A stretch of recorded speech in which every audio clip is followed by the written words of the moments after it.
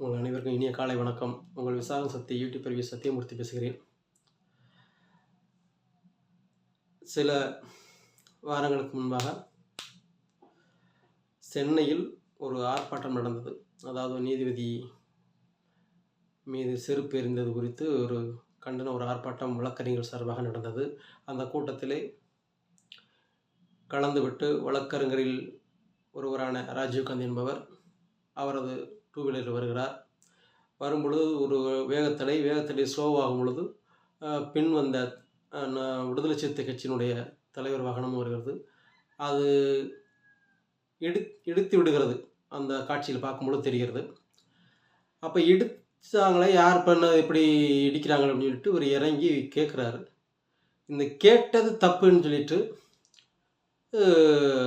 அங்கே காரில் இருந்தவங்கெல்லாம் பின்ன வந்தவங்கெல்லாம் இவரை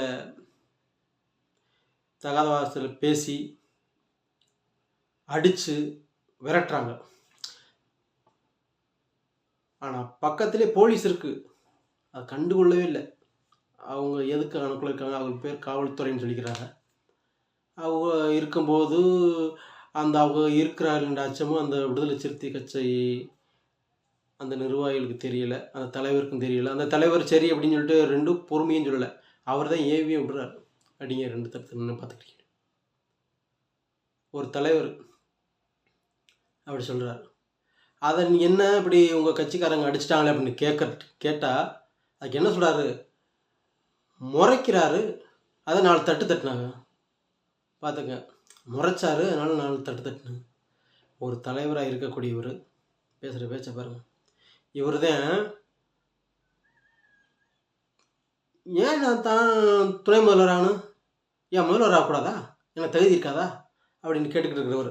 எப்படி முதல்வர் ஆகணுமா அப்படி கேட்டுக்கிட்டு இருக்கிற ஒரு பேச்சை பாருங்கள். 4 தட்டு தட்டுனாங்க. கேட்டுங்க, ஒரு தலைவர் சொல்கிறது விதத்தை. இவர் தான் அனைத்து தரப்பு மக்களுடைய ஆதரவு பெற்று ஒரு முதல்வராக வரக்கூடியவர். அந்த எண்ணத்தில் அவர் இருக்கிறார். அவர் பேசுகிறார். 4 தட்டு தட்டினாங்க, முறைச்சா 4 தட்டு தட்டினாங்க அப்படின்ட்டு. இவர் இப்போ மட்டும் இப்படி பேசலை, எப்போவுமே இப்படித்தான் பேசுவார்.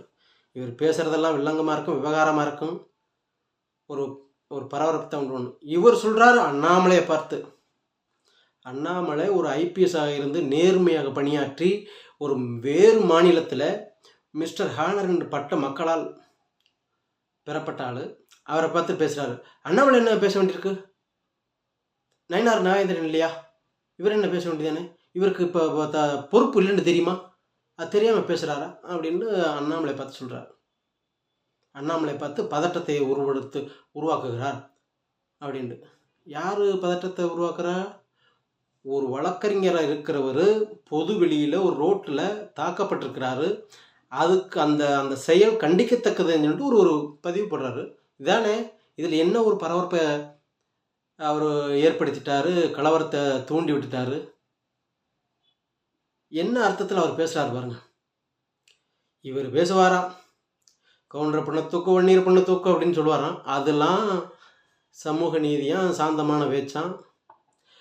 இந்துக்கள் கோயிலெல்லாம் செக்ஸியாக இருக்கிறது அதெல்லாம் இல்லையாம். அதெல்லாம் பரபரப்பை ஏற்படுத்துறது, கலவரத்தை ஏற்படுத்துறது இல்லையா. ஒரு பொதுவாக பொது ரோட்டில் ஒரு வழக்கறிஞர், அதாவது பொதுமக்களுக்கு நீதி பெற்றுத்தரக்கூடிய ஒரு இடத்துல ஒரு பணியாற்றக்கூடிய ஒரு வழக்கறிஞர் பொது இடத்துல அவமதிக்கப்பட்டிருக்கிறார், அடிக்கப்பட்டிருக்காரு. அதை கேட்டதுக்கு அண்ணாமலை அவர்கள் ஒரு பரபரப்பை உண்டு பண்ணுகிறார், ஒரு பதட்டத்தை ஏற்படுத்துகிறார் அப்படின்னு சொன்னால் அது எந்த விதத்தில் யார் ஏற்றுக்குருவா? இதுக்கு சப்போர்ட்டு பண்ணுற விதமாக இந்த 9% கட்சியாக இருக்கார்ல, தெரியுதா சொல்கிற யாரு, அதான் அந்த நாம் தமிழர் கட்சி தலைவர். எங்கள் அண்ணனை மறைச்சா நானும் அடிப்பேன் அப்படிங்கிறாரு அவர் ஒருத்தர். அவர் எந்த விதத்தில் அதை பேசுகிறாருன்னு தெரியல. எப்படித்தான் வளர்க்குறாங்க இவெல்லாம் தமிழகத்தில் அனைத்து தரப்பு மக்களுடைய வாக்கை பெற்று முதல்வராக வரக்கூடிய பேசுகிற பாருங்க. பொதுமக்களை கவனிக்க வேண்டும்.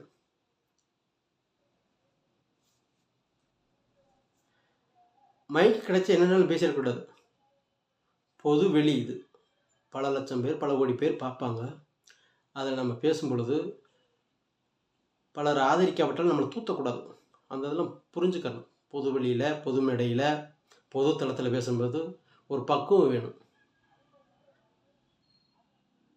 விடுதலை சிறுத்தை கட்சியோட தலைவர் பேசுனதை ஆதரிக்கும் விதமாக மதுரையில் ஒருத்தர் பேசுகிறாரு. அவர் சிறுத்தை கண்டு ஒரு பேர் வச்சிருக்கிறாரு. ஏய் பாஜகக்காரன் எவனும் மதுரையில் வேட்டி கட்டி வர முடியாது அப்படின்றாரு அவர். எப்படி பேசுகிறாரு பாருங்க. அவர் அப்படி தான் பேசுவார். என்ன அவர் தலைமை அப்படி இருக்குது. தலைமை தராதரத்தோடு பேசி வளர்ந்து வந்தால் தானே அதனுடைய தொண்டனும் அதை ஃபாலோ பண்ணி பின்தொடர்ந்து வருவாங்க. தலைமையை தற்கொலை பேசும் பொழுது அதனோட தொண்டன் வந்து அப்படி தான் பேசுவாங்க. அது இந்த தம்பி அவர் பற்றி நம்ம சொல்கிறதுக்கு இல்லை. அதுக்கு அந்த கட்சியினுடைய மாவட்ட செயலாளரை ஒரு தம்பி வீரமுத்துவர் பேசிட்டார். நம்ம அதை பேச அவசியம் இல்லை. அப்படி தன் தொண்டர்களை ஒரு கலவரத்துக்கே இழுத்து செல்கிற மாதிரியே ஒரு தொடர்ந்து செயல்பட்டு கொண்டு இருக்கணும் ஒரு தலைவர். இவருக்கு முதல்வர் பதவி வேணுமா? முதல்வர் பதவி ஓரிரு தொகுதி தான், அதுவும் ரிசர்வ் தொகுதியில் நின்று போட்டிட்டு சொந்த சின்னம் கூட சொந்த சின்னத்தில் இப்போ தான் போட்டிட்டு இருக்கிறாரு, ஜெயிச்சிருக்கிறாரு. இதுக்கு முன்னெல்லாம் சைக்கிள் சின்னம், ஆனால் இது வெவ்வேறு சைக்கிள் சின்னத்தில், அதாவது கூட்டணி கட்சியோட சின்னத்தில் நின்று ஜெயிச்சவர். தனிச்சு கிடையாது, வெற்றி இல்லை. என்னமோ 234 தொகுதியில் இவர் 100 தொகுதிக்கு மேலே தனிச்சு வெல்லக்கூடிய ஒரு திறமை இருக்குது. அப்பேற்பட்ட ஆளை முதல்வர் ஆக்க மாட்டிக்க அப்படின்ன மாதிரி ஒரு ஆதங்கப்பட்டு பேசுகிறாரு. ஏன் துணை முதல்வர் ஆகணுமா, முதல்வர் ஆகக்கூடாது அப்படின்னு பேசுகிறாரு. ஓரிரு தொகுதி, அதுவும் ரிசர்வ் தொகுதியில் நின்று ஜெயிச்சுக்கிட்டு, கூட்டணி கட்சியோடு நின்று ஜெயிச்சுக்கிட்டு, இவர் காசை பற்றியெல்லாம் இந்த மொடவன் கொம்புத்துன்னு காசைப்பட்ட மாதிரி அதானே அவனுக்கு. என்ன ஒரு அர்த்தத்தில் பேசுகிறாரு, என்ன தராத அர்த்தத்தில் பேசுகிறாருன்னு தெரியல. பதட்டத்தை உருவாக்குறதே விடுதலை சிறுத்தை தான்.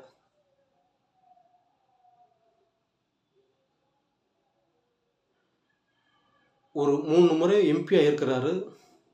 அப்பேற்பட்டவர் தன்னுடைய தொண்டர்களை எப்படி வழிநடத்த வேணும் அப்படிங்கிற இத்தனை பாடம் இல்லை. அவர்களை அந்த ஒரு சாதிய வட்டத்துக்குள்ளேயே வச்சு இவர் பிடியிலேயே வச்சுக்கிட்டே இருக்கணும். அவர்களுக்கு வேறு சிந்தனை இருக்கக்கூடாது. அப்படியே பேசிக்கிட்டோன்னு இருக்கிறார். அவர்களும் பாவம் தலைவர் சொல்லுகிறார்னு சொல்லிட்டு அவர்களும் அறியாமல் அந்த ஆர்வத்தில் சில இதுகள் பேசிக்கிறாங்க. அது எல்லா இடத்துலையும் கடந்து போக முடியாதுல்ல. சில இடத்துல சிக்கலில் மாட்டித்தானே தீரணும். ஆகையால் விடுதலை சிறுத்தை கட்சியோட தலைவர் ஒரு பக்குவப்பட்ட அரசியல்வாதியாக இருக்க வேண்டும் என்பது இந்த பதிவின் மூலம் கேட்டுக்கொள்கிறேன். ஆனால் பக்குவத்துக்கும் உங்களுக்கும் ரொம்ப தூரம் என்றே தெரிகிறது. என்றால் கடந்த காலம் முதல் இன்றைய வரை ஒரு பதட்டமான ஒரு சாதி ரீதியான ஒரு பதட்டம், மத ரீதியான பதட்டத்தை உண்டு பண்ணக்கூடியவர்கள் நீங்கள் தான். நீங்கள் இருக்கும் வரை இங்கே சமூக நீதி என்பது வராது. உங்களை போன்றோர் செயல்படும் செயல்களால் இங்கு சமூக நீதி வராது. தொடர்ந்து அந்த சாதிய சிந்தனையும் மத சிந்தனையும் ஆழமாக வந்து கொண்டே தான் இருக்கும். அதிலிருந்து விடுபட்டாலும் உங்களை போன்றோர் அதை ஞாபகப்படுத்தி கொண்டே இருக்கிறீர்கள்.